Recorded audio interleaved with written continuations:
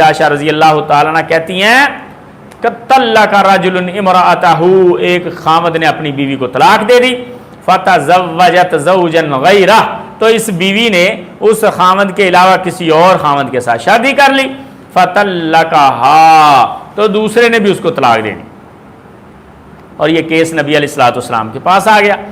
اور آ کے کہنے لگی یہ عورت وَكَانَتْ مَعَهُ مِثْلُ الْهُدْبَةِ، کہ اس شخص کے پاس تو کپڑے کے پہلو کی طرح ہے، کہ اس شخص کے پاس مردانہ طاقت نہیں ہے، ایسے ہی ہے جیسے کپڑے کا پہلو ہوتا ہے جھکاؤ میں ہر وقت، تو کیا حال ہے؟ تو نبی کریم صلی اللہ علیہ وسلم فَلَمْ تَصِلْ مِنْهُ إِلَىٰ شَيْءٍ تُرِيدُهُ،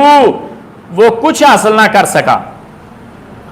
یعنی نکاح کے بعد ہم بستری نہ کر سکا، سیکس نہ کر سکا، کیوں؟ کیونکہ مردانہ کمزوری تھی۔ تو جناب نبی علیہ الصلوۃ والسلام کے پاس جب یہ معاملہ تھا فلم یلبس ان طلقہا، کہ اس نے طلاق دے دیا، تو نبی علیہ الصلوۃ والسلام کو آ کے کہنے لگی اے اللہ کے نبی ان زوجی طلقنی و انی تزوجت زوجا غیرہ، کہ میرے پہلے خامد نے مجھ سے شادی کی، اس نے مجھے طلاق دے دی، میں نے پھر دوسرے خامد کے ساتھ شادی کر لی، جب وہ میرے پاس آیا تو وہ تو ایسے تھا جیسے کپڑے کا ایک کونا ہوتا ہے، کپڑے کا ایک کنارہ ہوتا ہے، یعنی یوں سمجھ لیں آپ کہ بالکل اس میں سکت ہی نہیں تھی، یعنی مردانہ کمزوری۔ فَلَمْ يَقْرَبْنِي إِلَّا حَانَةً وَاحِدَةً، وہ تھوڑی سی دیر کے لیے میرے قریب آیا، لَمْ يَصِلْ مِنِّي إِلَىٰ شَيْءٍ، لیکن کچھ حاصل نہیں کر سکا، یعنی دخول نہیں ہو سکا، سیکس نہیں ہو سکا۔ أَفَأَحِلُّ لِزَوْجِي الْأَوَّلِ، کیا میں اپنے پہلے خامند کے لیے حلال ہو گئی ہوں؟ یعنی نکاح ہوا ہے دوسری جگہ پر اور خامند جب قریب آیا ہے دخول نہیں کر سکا،